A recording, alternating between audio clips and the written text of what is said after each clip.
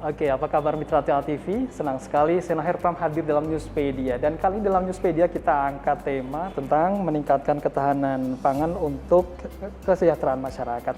Nah, terkait dengan tema ini kita sudah menghadirkan 3 narasumber hadir bersama saya.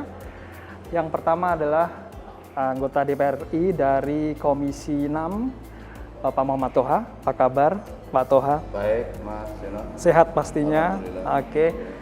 Dan kemudian kami hadirkan pula pimpinan cabang Bulog Surakarta, Ibu Nini Setiawati. Ibu Nini, sehat Ibu Nini juga ya? Oke, alhamdulillah sehat. Dan yang ketiga, Kasiter Korem 074 Waras Tratama, Letkol CAJ, Dr. Andes Aksin. Pak Aksin, tetap semangat pastinya. Tetap semangat. Ya, seperti yang sudah kami sampaikan, kita akan bahas tentang ketahanan pangan ya, untuk kesejahteraan masyarakat ini. Yang pertama saya mau ke Pak Toha dulu. Pak Toha sebagai anggota DPR RI yang menaungi juga BUMN ya Pak ya. Iya. Salah satunya ada Bulog di sini ya. Boleh tahu ini tentang kondisi ketahanan pangan di tanah air ini seperti apa? Sebelum saya menyampaikan kondisi ketahanan pangan, saya sampaikan dulu dasar-dasar kita ya. Dasar-dasar kita, kebijakan kita. Karena kita kan di DPR ini kan kebijakannya saja, bukan eksekusinya ya. Yap, betul. Jadi menurut Undang-Undang Nomor 18 Tahun 2012, kewajiban pemerintah itu menyelenggarakan pengaturan, pengendalian dan pengawasan terhadap ketersediaan pangan. Oke. Nah, tapi masyarakat juga punya kewajiban dan hak, yakni ikut berperan dalam menyelenggarakan produksi dan penyediaan serta perdagangan serta distribusi pangan, serta mendapatkan hak untuk mendapatkan pangan yang layak dan bergizi. Jadi artinya kedua belah pihak ini saling sinergi ya, atau sinergis antara pemerintah dan masyarakat. Nah, kaitannya dengan kondisi pangan secara nasional itu selalu dipantau oleh pemerintah, baik lewat Bulog pusat secara nasional maupun juga semua stakeholder yang terkait seperti Kementerian Perdagangan. Misalnya kalau pas panen kemarin kan ada statement pemerintah mau impor beras begitu. Nah, itu biasanya kita undang, kita panggil kementerian yang menangani, misalnya Kementerian Perdagangan. Apakah itu benar pernyataan itu? Apakah ketersediaan pangan secara nasional itu nggak mencukupi begitu, sehingga harus impor gitu ya. Oleh karena itu kita klarifikasi dan kita tanyai mereka. Ternyata ketersediaan saat itu, kalau pertanyaannya Mas Seno tadi, ketersediaan pangan secara nasional cukup apa enggak, saat itu pernyataan Menteri Perdagangan bahwa ketersediaan pangan secara nasional cukup. Ya. Bahkan saat itu kan pas panen raya. Oleh karena itu saat itu juga kita mendesak Menteri Perdagangan untuk tidak mengimpor, meskipun sebenarnya secara undang-undang impor itu boleh. Ya, impor itu boleh. Dengan tujuan apa? Kalau ketersediaan atau cadangan pangan nasional itu dirasa atau tidak mampu mencukupi ketersediaan itu, cadangannya ya. Jadi boleh jika tadi itu ya. Ya, boleh jika. Ada syaratnya itu. Itu pasal berapa? Ada. Undang-undangnya itu pasal 36 Undang-Undang 18 tahun 2012. Impor pangan pokok hanya dapat dilakukan ya apabila produksi pangan dalam negeri dan cadangan pangan minimal tidak mencukupi atau cadangan pangan nasional tidak mencukupi. Jadi bisa jadi pas panen gagal, ya kan, atau apa namanya ada bencana, ya mungkin butuh pangan yang lebih, itu bisa saja impor. Itu secara nasional. Kalau nasional. Di Jawa Tengah sendiri, Pak Toha melihat? Kalau di Jawa Tengah kami sebenarnya sudah cek ya ke Bu Nini kemarin, pas acara reses ya Bu Nini, sama Kakanwilnya Jawa Tengah. Ya, saya sampaikan kepentingan saya saat itu karena kepentingan dapil daerah Surakarta ya, dari Sragen, Wonogiri dan sebagainya, Sukoharjo, Solo, Klaten. dari data yang disampaikan Bu Nini dan Kak Kanwil itu mencukupi. Bahkan 6 bulan sampai 6 bulan setelah Lebaran ya, itu tercukupi semuanya. Jadi saya cek, nanti 6 bulan kami cek lagi. Ya, tugas kami adalah ngecek agar ya, tidak kekurangan pangan wilayah Surakarta ini, terutama bahan pangan pokok, beras, gula, ya, dan seterusnya.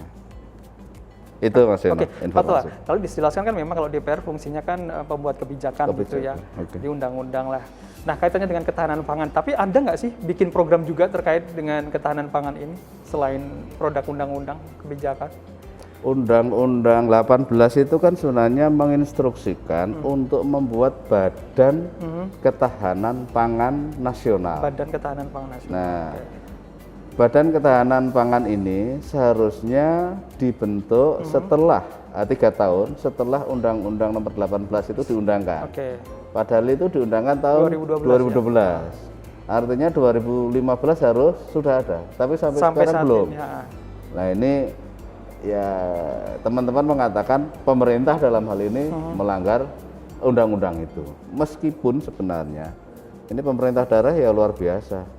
Saya cek ke Sulawesi Selatan, saya cek ke Jawa Tengah, Pak Ganjar kemarin, saya cek ke Jawa Timur, mereka sudah mempunyai semacam dinas ya, dinas atau Badan Ketahanan Pangan tingkat provinsi.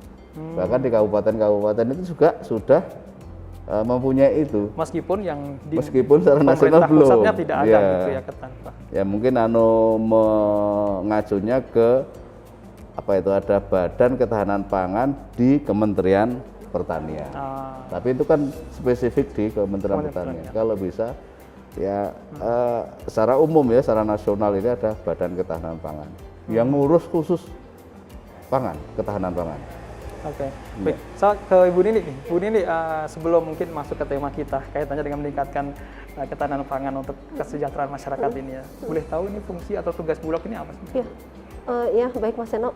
Sebagaimana Perpres 48 2016 yang mengatur fungsi Bulog dalam ketahanan pangan, itu sebenarnya bisa kita lihat 3 fungsi di situ.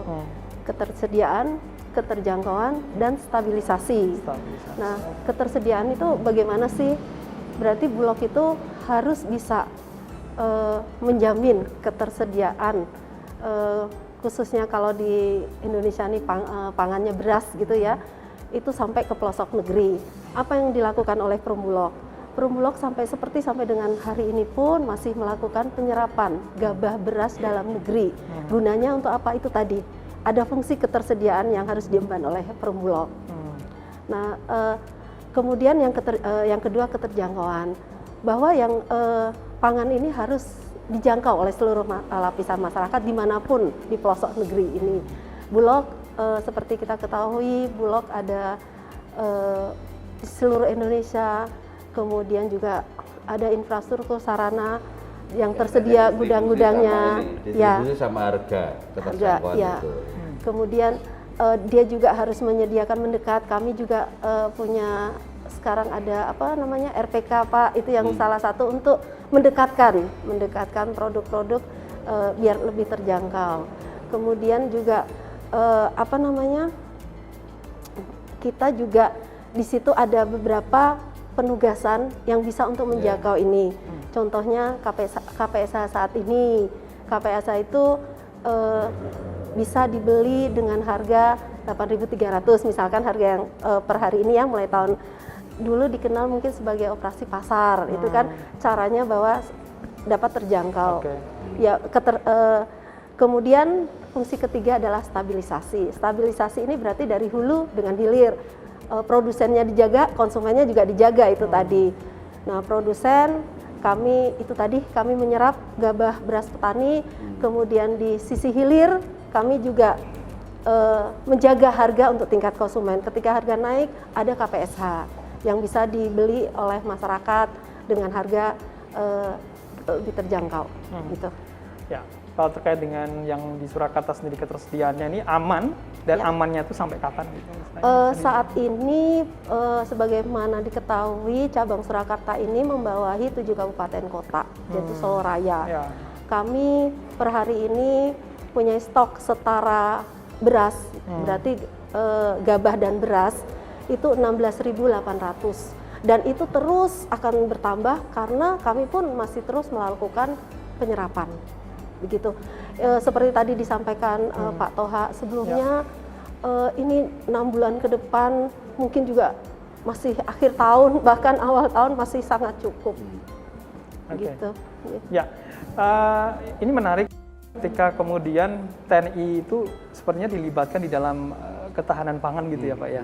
Nah ini yang kita ketahui kan kalau TNI itu kan harus menjaga mungkin teritorial, ya, keamanan, kondisi damai dan lain sebagainya. Tapi di sini ada juga terjun ke ketahanan pangan. Ini penjelasannya seperti apa ini Pak? Yang dilakukan TNI apa gitu? Oke, terima kasih Mas Yono. Kalau secara fungsi dalam ketahanan pangan, TNI melakukan pendampingan sebenarnya, kerjanya pendampingan saja kepada petani, bersama dengan Distan dan Pertanian, kemudian dengan PPL, dengan yang terkait di daerah itu, ada juga dengan Gapoktan, pendampingan. Cuman karena ini menyangkut masalah pangan, dan pangan itu merupakan kebutuhan pokok dasar manusia, sehingga kalau ini terganggu, otomatis juga akan mengganggu ketahanan nasional. Itu masalahnya. Untuk itu perlu adanya sinergitas. Pak Toha sebagai pembuat undang-undang, kemudian Ibu Nini sebagai yang operasional nanti di lapangan, harusnya ada sinergi gitu.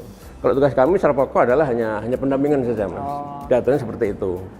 Dan dengan TNI ini kalau nggak salah sudah 3 kali MOU antara Kementan dengan TNI.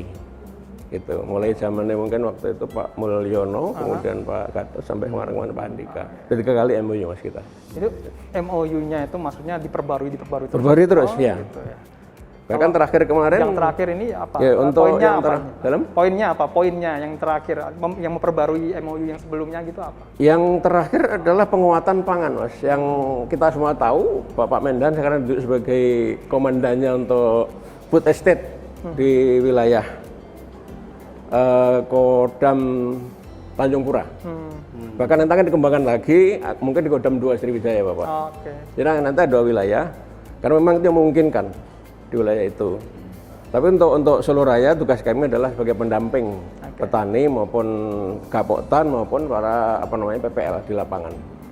Bahkan kami juga punya generasi muda Pak Toha di Wonogiri itu ada petani milenial yang kita bina.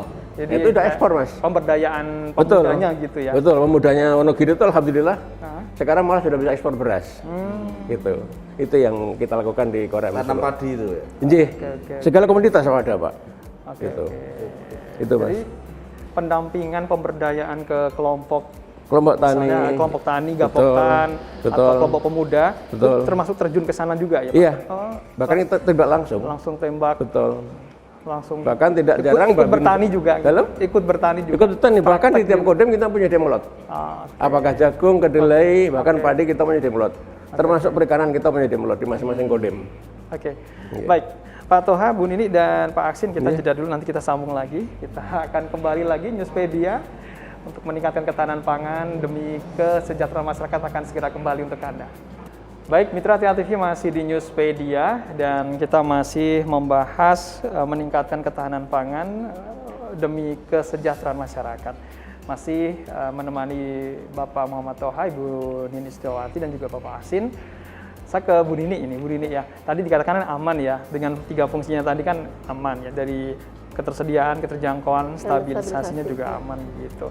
Kalau mungkin ada informasi yang detail tentang stok yang ada begitu, kira-kira bisa dijelaskan nggak saat ini? Iya, yang tadi sudah saya sampaikan untuk stok di wilayah cabang Surakarta, jadinya ini saat ini adalah 16.800 setara beras ton ya, 16.800. Kebutuhan per bulan itu berapa tuh? Nah, seluruh Surakarta itu? Nah, itu Pak. Kalau kita bicara ini hanya beras PSO. Jadinya Bulog tadi sesuai yang tadi saya sampaikan di Perpres 48 itu kan ada penugasan untuk menjaga ketahanan pangan. Salah satunya adalah mengelola beras CBP.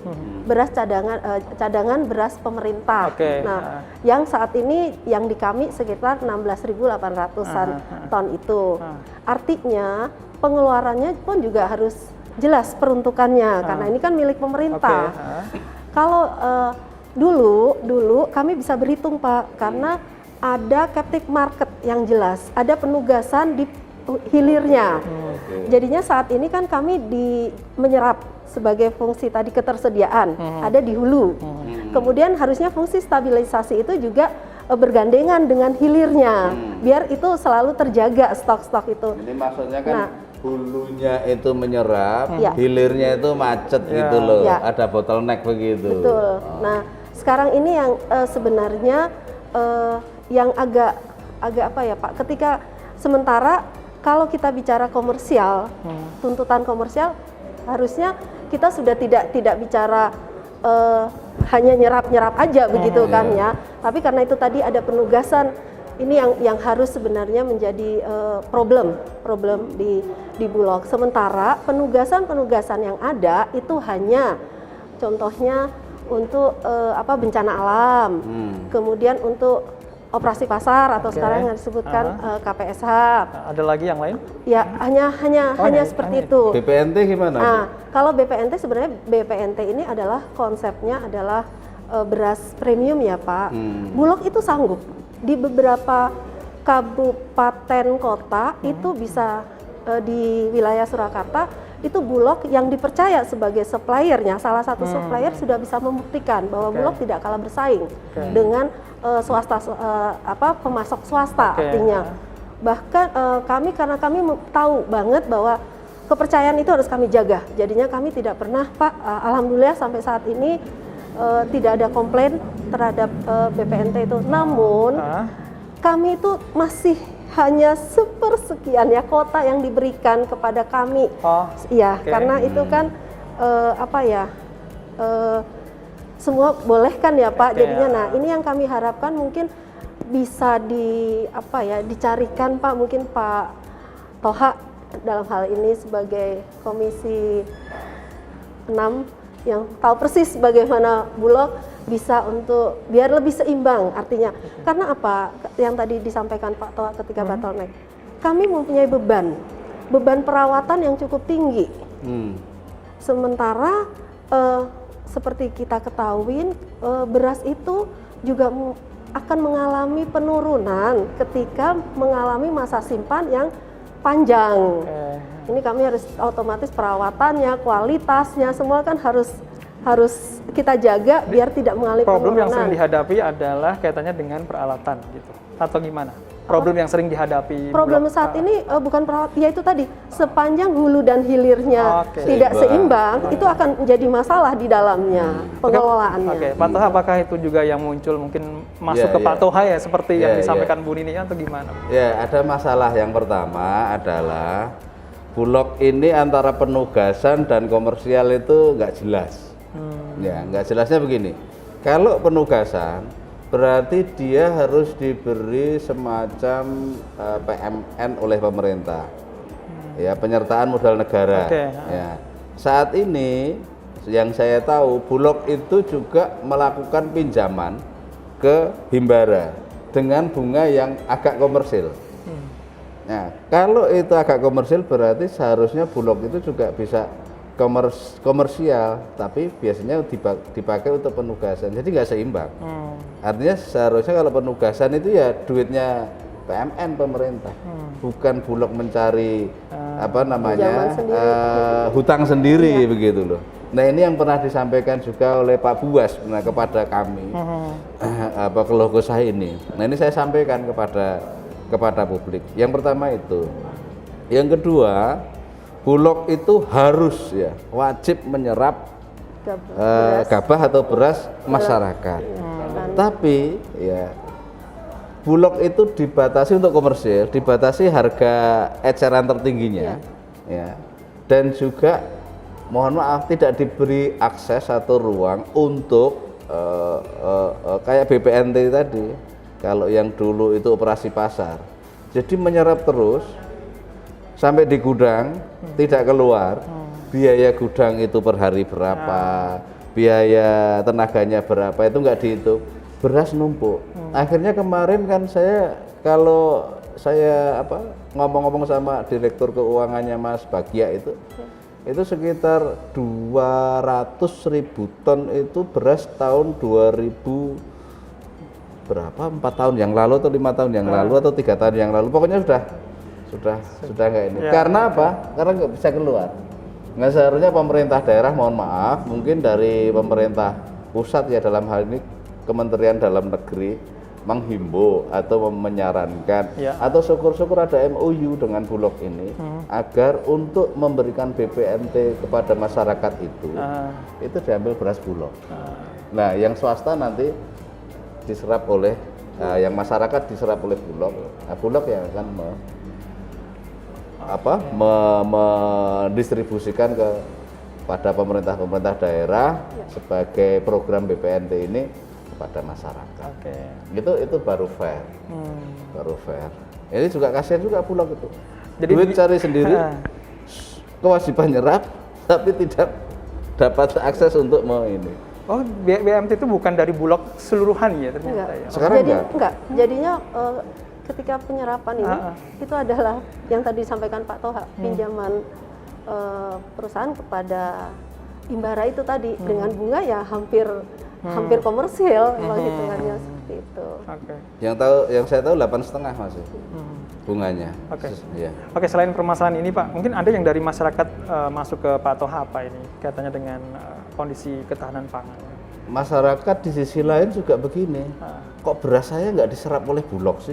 Oh iya? Iya. Nah, tapi Bulog sudah kebanyakan nyerap, nggak bisa buang. Iya. Karena kami juga ketika, mohon maaf Pak Toha, nyerap itu kan juga kalau misalkan ada hilirnya, otomatis space gudang kan juga ada tempat untuk menampung kan begitu. Tapi karena ini berhenti otomatis padahal di dalam juga nggak bergerak. Masalahnya di hilirnya kan nggak bisa keluar sumber di situ. Artinya mungkin butuh juga penanganan dari Kemendak mungkin Bapak supaya gimana bisa kerjasama dengan Bulog dengan Kemendak itu untuk bisa. Iyalah. Contoh Pak Pangdam lah, tentara pokoknya pakai beras Bulog yang premium. Itu kan bisa keluar semuanya. Malah satu kualitas kan.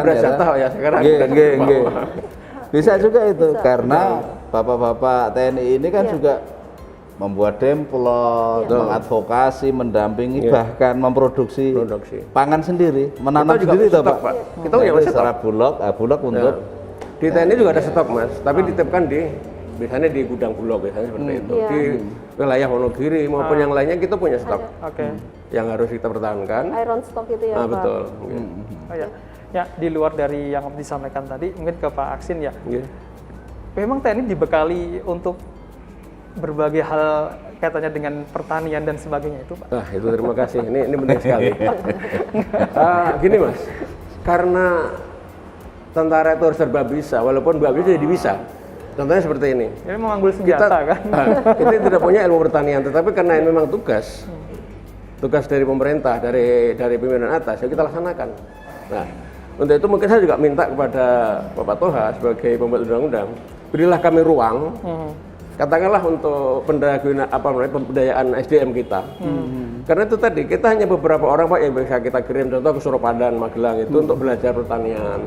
Ada juga kita kirim ke Bogor. Ada, teman nggak banyak. Sehingga diharapkan dengan jumlah babinsa yang banyak, belum bisa menyerap semua apa ilmu yang harus dia terapkan di masyarakat gitu Mas. Kalau secara bekal tidak ada, cuman kita harus belajar sebaik mungkin untuk bisa mendampingi masyarakat, mendampingi petani dalam rangka untuk mempertahankan pangan ini gitu. Secara khusus memang tidak dibekali ya? Tidak dibekali, cuman ada sebagian Mas, tidak semuanya, Tidak semuanya. Ya mungkin dalam setahun mungkin tidak lebih dari 4-5 orang yang kita sekolahkan untuk belajar itu. Terpilih orang-orang. Tapi ada program untuk ada. Itu nanti mungkin kami minta Pak Toha mungkin bisa lah di atas sana untuk bagaimana sih supaya TNI itu juga dibekali itu lewat pendidikan TNI ataupun pendidikan sama dengan saya usul nanti Pak ke PTPN Pak. PTPN sama perhutani itu tanahnya luas Pak. Bisa ditanami porang, bisa ditanami padi, bisa ditanami tebu dan sebagainya. Nanti saya usulkan kalau bisa PTPN buat MOU dengan Pak Pangdam. Ya. Biar tentara ini juga nambah. Yang utama bekalnya dulu, Pak. Sambil Ilmunya mengadvokasi itu, masyarakat. Ilmunya dulu yang penting. Nggih, itu yang penting. Ilmunya dulu, oke. Walaupun rata-rata memang anak petani ya, secara otodidak dia punya bekal itu. Cuman kan sekarang petani modern. Karena di kami pun juga banyak alat-alat Alsintan yang didukung dari pemerintah itu banyak sekali, di gunung memang ada. Hambatannya itu tadi, belum bisa maksimal untuk memanfaatkannya. Karena kemampuan SDM yang tidak pendidikan yang cukup. Masalah pertanian. Kalau SDM nanti peningkatan kualitas SDM-nya di bidang ini sendiri nanti lebih akan semakin maksimal, nggih. Insya Allah dalam seperti itu. Nggih. Ya, ini meningkatkan ketahanan pangan dari Betul. TNI sendiri. Nggih. Kita jeda dulu Pak Toha, Bu Nini Nggih. dan Pak Aksin. Nggih. Kita akan segera kembali Mitra Hati TV. Pastikan tetap bersama kami di Newspedia. Baik, terima kasih Anda masih setia untuk menyaksikan Newspedia. Meningkatkan ketahanan pangan demi kemakmuran masyarakat, ya, kesejahteraan masyarakat begitu. Dan masih dengan Pak Toha, Bu Nini dan juga Pak Aksin. Tadi disampaikan oleh Pak Aksin juga dijelaskan tentang ya peranan TNI di dalam ketahanan pangan dengan mungkin SDM tidak semuanya sebenarnya benar-benar expert di bidang tani gitu, tapi upahnya luar biasa gitu ya. Nah, selain kaitannya dengan kan kalau kita berbicara tentang ketahanan pangan kan tidak hanya sekedar beras itu ada kan gitu kan, tapi juga pasti kita akan berbicara tentang bagaimana proses itu, proses bertanamnya, pupuknya mungkin setelah itu mungkin ada tengkulak atau apakah ada dan macam-macam lah gangguan-gangguan yang jadi ya istilahnya hambatan gitu, kendalanya. Nah, apakah di sini juga ada semacam operasi-operasi untuk tengkulak gitu yang nakal atau apa ya? Pendistribusian pupuk yang nggak seharusnya kayak gitu, gimana? Jangan sewu. Kalau secara praktis itu nggak ada, Mas. Kalau kita membantu memang ada, pengecekan itu ada. Bagaimana mengatasi kelangkaan pupuk, kemudian bagaimana tengkulak yang nakal, itu tadi kita bersinergi dengan TNI, dengan Polri, dengan Gapoktan, kemudian PPL untuk sama-sama mengeliminir itu tadi. Memang kalau secara Dengan Bulog sinergi nggak? sinergi harus. Oh, sinergi. Masalah kurang Kayaknya saya. Tadi saya mau nyeletuk, Pak. Ada, Mas, betul itu ada. Cuman kalau di payung hukumnya memang belum ada. Hanya kita mengontrol saja, membantu mereka agar tidak jadi seperti itu. Apalagi dengan adanya kartu tani ya. Itu saya kira juga mempermudah untuk pendapatan pupuk subsidi dan seterusnya itu, Mas. Itu, Mas. Baik. Nah, Pak Toha, kalau problem ketahanan pangan di tanah air secara umum ada nggak sih kalau dilihat dari Pak Toha? Pak Toha melihat sendiri seperti apa? Menarik sebenarnya ini dulu saya jawab ini dulu. Menarik dari TNI ini. Jadi dengan ketahanan pangan, dengan dia ikut program ketahanan pangan, membantu petani, membuat demplot, mendampingi. Itu tentara kan masuk desa. Kalau dulu kan ada TMMD. Ada, Pak. Saya sering jadi irupnya Pak dulu, Pak. Saya irup TMMD ya pernah. Itu selalu menyatu dengan masyarakat. Jadi ketahanan nasionalnya pun masuk gitu Pak. Nah, ini perlu di ini, Pak. Memang perlu ya kita jawil nanti supaya ada MOU dengan TNI dengan yang berwenang mungkin Kementerian Pertanian sama Bulog dan sebagainya, atau dengan BUMN yang lain yang mempunyai tanah ini, Pak. Nanti bisa kita gabungkan. Nah, ini kan saya menyerap aspirasi juga, Pak. Ini, Pak. Kita ada TMMD, Mas, yang sekarang sudah 111 nanti di wilayah kota. Iya. Itu kan juga sarana untuk mendukung kelancaran distribusi pangan. Contoh kemarin yang 110, Mas, di Wonogiri itu, yang tadinya jalan itu nggak tembus ke Jawa Timur. Alhamdulillah Pak Toha tembus kemarin, kita tembuskan. Itu kan termasuk juga mempermudah sirkulasi atau distribusi jangkauan antar provinsi bahkan ya. Di segala wilayah kita ada.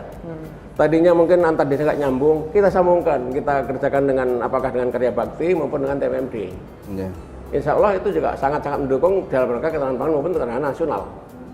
Nah, yang maksud saya ini ketahanan pangan ini, Mas, ini kan dari tahun ke tahun itu kan sebenarnya beda arti. Kalau tahun 70-an itu sebenarnya ketersediaan tingkat nasional, global sudah selesai.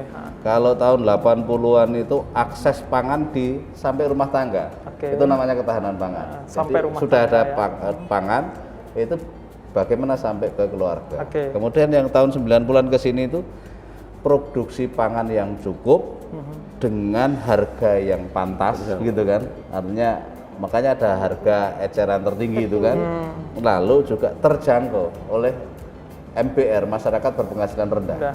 Nah, itu yang sekarang kita ini kan, artinya secara lebih luas lagi ya. Jadi siapapun bisa menjangkau, membeli dan dapat pangan ini. Dan tapi ini tadi, pertanyaan Mas Seno tadi. Apa kendalanya sekarang? Jadi ketahanan pangan itu kan tidak hanya masalah produksi, tapi juga distribusi, kedaulatan, macam-macam lah. Nah, kaitannya dengan produksi saat ini salah satu kendalanya adalah keterbatasan lahan. Lahan ini kan banyak yang alih fungsi atau apa? Alih fungsi, ya kan. Kadang-kadang mohon maaf pemerintah daerah tidak disiplin dalam hal mengalih fungsikan itu sebenarnya lahan hijau, tapi ya dengan berbagai cara jadi lahan kuning. Akhirnya jadi enggak lahan ini. Kemudian yang kedua ya jumlah penduduk yang semakin banyak. Artinya kan kebutuhan semakin banyak. Lahan mengecil. Ini logikanya aja. Lahan mengecil berarti produksi lebih kecil, penduduk lebih banyak, demandnya lebih banyak, kebutuhan lebih banyak. Artinya bisa sih nanti pangan meningkat atau naik. Kemudian kesuburan tanah itu sekarang berkurang.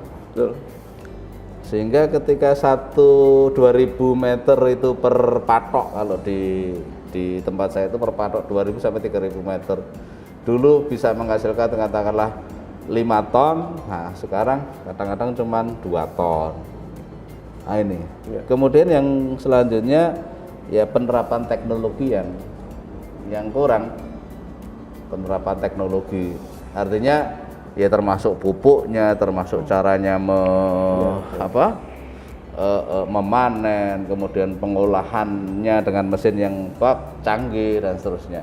Penerapan teknologi kita belum artinya maksimal. masih banyak petani yang masih konvensional gitu, tidak petani modern gitu kan. Istilahnya kayak gitu ya, Pak. Itu kendala-kendalanya. Artinya ini menjadi perhatian dari Kementerian Pertanian dalam hal produksi ini ya.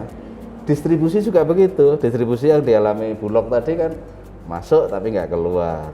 Mungkin juga mohon maaf ada tengkulak-tengkulak yang memainkan harga, ini kan juga distribusi, kayak tadi distribusi.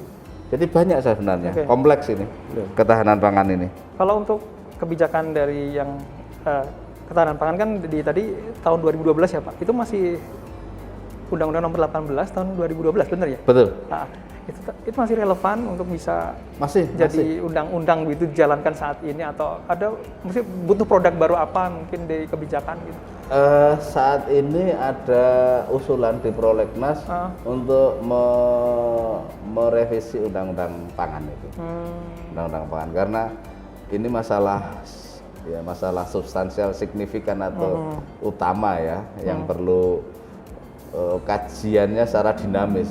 Misalkan undang-undang kemarin ada beberapa pasal yang belum menyentuh atau belum memberikan dampak yang bagus bagi masyarakat, ya kita ubah. Termasuk itu tadi turunan perintah undang-undang untuk membentuk Badan Ketahanan Pangan Nasional itu kan belum terbentuk. Ya, itu belum terbentuk. Ada usulan itu, tapi secara umum, secara keseluruhan sebenarnya undang-undang ini masih bisa digunakan. Undang-Undang Nomor 18 tahun 2012 ya. Baru berapa? 8 tahun ya? Biasanya 10 tahun. Badan Ketahanan Pangan tadi apa yang belum terbentuk, Pak? Badan Pangan Nasional. Badan Pangan Nasional atau Badan Ketahanan Pangan boleh. Belum ada nomenklaturnya karena belum terbentuk. Semacam itulah badan yang mengurusi pangan secara nasional. Itu bukan kebutuhan yang mendesak sehingga sampai saat ini memang itu belum dibentuk atau bagaimana? Sebenarnya kebutuhan mendesak itu. Karena nanti dia akan mengintegrasikan keseluruhan stakeholder yang ngurus pangan ini. Ya, toh, untuk bisa ya terintegrasi, masalahnya bisa diserap di situ, solusinya nanti juga dicarikan ya di badan itu gitu. Bisa saya tambahkan, Pak? Iya, boleh. Jadi Badan Pangan Nasional ini bagi Bulog sangat penting. Sangat penting ya, karena Bulog ini sebagai saat ini kan hanya operator. Dan sekarang ini kan banyak. Ketika misalkan ketika mau OP harus nunggu surat dari Kemendak, harus ada Permendaknya. Kemudian misalkan mau ada bantuan harus dari Kemensos kan begitu. Kemudian nanti kalau pada saat penyerapan mungkin dari Kementan kan begitu. Mungkin kalau misalkan ini ada satu badan, artinya semua yang tadi sampaikan Pak Toha bisa terintegrasi. Gitu. Tidak didesak pemerintah untuk kita mendesak. Sudah mendesak. Kita sudah mendesak beberapa kali di badan legislatif. Badan legislasi, badan legislasi kita kunjungan itu, makanya kita kunjungan ke Sulawesi, ke Jawa Timur, juga ke Jawa Tengah kemarin. Kita tanya, sudah ada badan ketahanan pangan belum atau dinas ketahanan pangan atau dinas pangan mirip-mirip lah gitu ya, maksudnya yang di daerah gitu sudah ada enggak? Malah ada. Sudah ada, di daerah sudah ada. Meskipun tidak mengacu ke yang mengacu ke undang-undang itu ya Pak ya, bukan ya, tapi ke mungkin Kementerian Pertanian. Permen atau apa gitu paling atau gimana? Bukan, dia anunya ke Kementerian Pertanian karena di Kementerian Pertanian ada Badan Ketahanan Pangan kalau nggak salah ya. Di bawah Kementerian Pertanian. Di bawah kementerian. Jadi jangan di bawah kementerian, ya badan sendiri. Badan sendiri ya. Nasional itu tadi. Sehingga punya otoritas gitu ya. Betul. Oke, baik, kita jeda lagi untuk segmen selanjutnya dan pastikan Anda mitra Tia TV tetap bersama kami di Newspedia. Baik mitra Tia TV, masih di Newspedia, kita ada di segmen yang terakhir dan waktu kita tidak banyak, ini terbatas begitu ya. Mungkin saya ingin ke Pak Asin dulu, Pak Asin.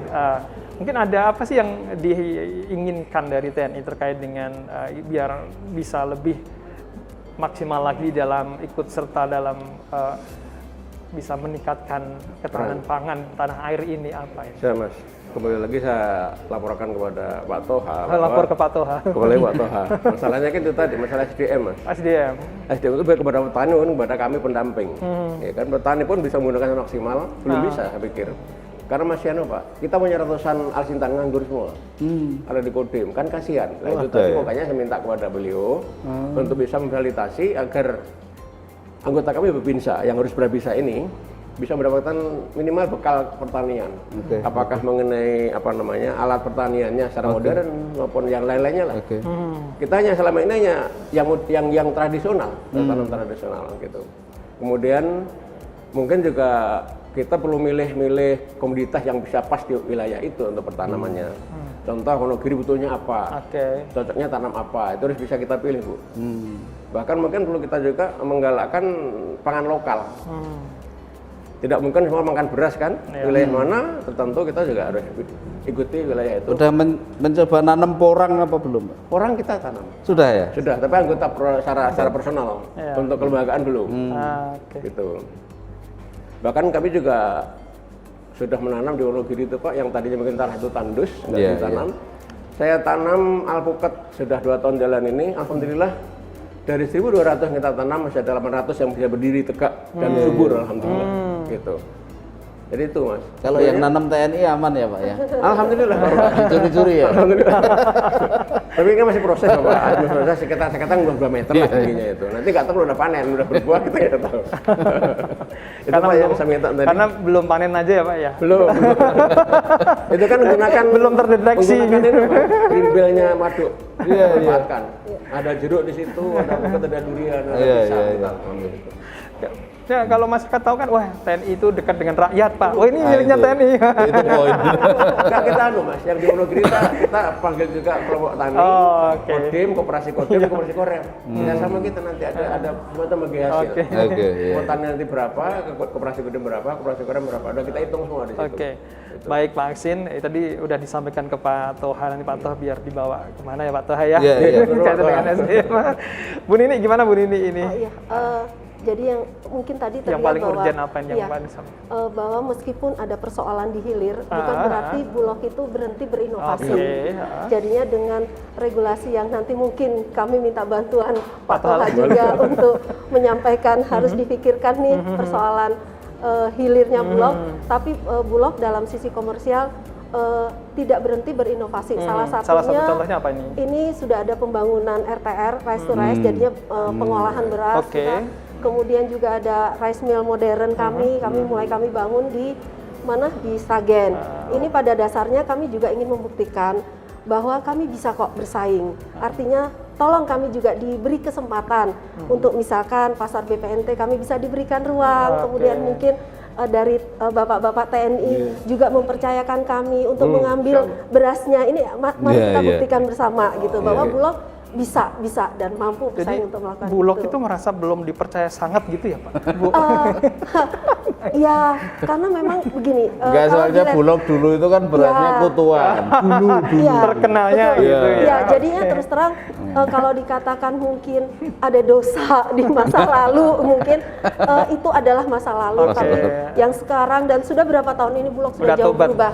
Udah bagus kok. Iya, Bulog Bulog sudah bagus sudah berasnya. Oke. Saya kemarin beli untuk apa namanya sembako Lebaran itu dari Bulog juga bagus. Oke, jadi- Bahkan di Bulog Pusat kan ada ini, ada 40 macam beras premium, betul, iya kan? betul, Pak. Model ini sekian, kalau model ini per kilo berapa, model ini per kilo. Tapi asalnya Dengan sudah dari kemasan Klaten yang sama cantik Purwokerto. juga ya Pak ya. Iya, Iya. bagus Jadi sekarang. kalau Bulog. melihat Bulog sekarang harusnya kuota bantuan masyarakat non tunai tadi itu bisa lebih besar lagi ya Pak ya? Nggak Iya. sekedar Iya, 0, iya. sekian persen tadi. Iya, iya. Harusnya gitu. Nah ini yang terakhir dari Pak Toha. Mungkin saya closing statement juga untuk Iya. diskusi kita kali ini. Ya, yang menarik dari TNI ini tadi, nanti mungkin bisa dengan Polri juga, Pak. Mohon maaf, ada Babinsa, ada Babin Kamtipmas ya. Ya, itu salah satunya ya mendampingi petani. Meskipun boleh juga untuk berusaha sendiri, kelompok TNI, kelompok polisi atau secara sinergi. Apa yang disampaikan Pak Iksan Pak Aksin tadi, nanti saya sampaikan, Pak. Mungkin nanti kalau kemarin Pangdamnya Pak ini masih bisa WA-an. Saya belum tahu Pangdamnya sekarang ya. Nanti bisa kita sampaikan, bisa disinergikan antara petani BUMN yang punya lahan, katakanlah PTPN atau Perhutani atau yang lain, yang nanti bisa digarap oleh bapak-bapak sekalian. Kaitannya dengan Bulog, ya saya hanya saya itu selalu bela Bulog sih kalau di rapat-rapat itu, karena saya tahu persis. Iya. Saya tahu persis ini keadaannya itu. Pak, pinjamannya pakai bunga komersil, saya harus nanggung biaya gudang, saya harus nanggung biaya tenaga dan sebagainya, tapi berasnya nggak keluar. Gimana cara orang berdagang? Apa nggak rugi seperti semacam ini? Iya, betul juga. Menurut saya ya masuk ke komersial itu. Masuk komersial itu bagus lah. Nanti bersaing di Indomaret beras Bulog gitu. Untuk menghilangkan persepsi beras yang kutuan, bau, kuning, ada kerikilnya dan sebagainya itu hilang gitu loh. Sudah nggak ada Pak. Ini kan. Sudah kualitas sudah terjamin, sudah bisa bersaing, jangan seperti itu ya. Ini Bulog termasuk TNI juga ini kaitannya dengan upaya bagaimana sih bisa mencapai ketahanan pangan tanah air kan gitu ya Pak. Iya. Oke, terima kasih Pak Toha, terima kasih Bu Nini, terima Sama-sama, kasih Sena. Pak Asin sudah hadir. Demikian untuk News Media kita kali ini, Mitra Tria TV, saya Sena Herpam dan segenap kru yang bertugas undur diri, sampai jumpa. Tria TV masa kini dan tetap berbudaya.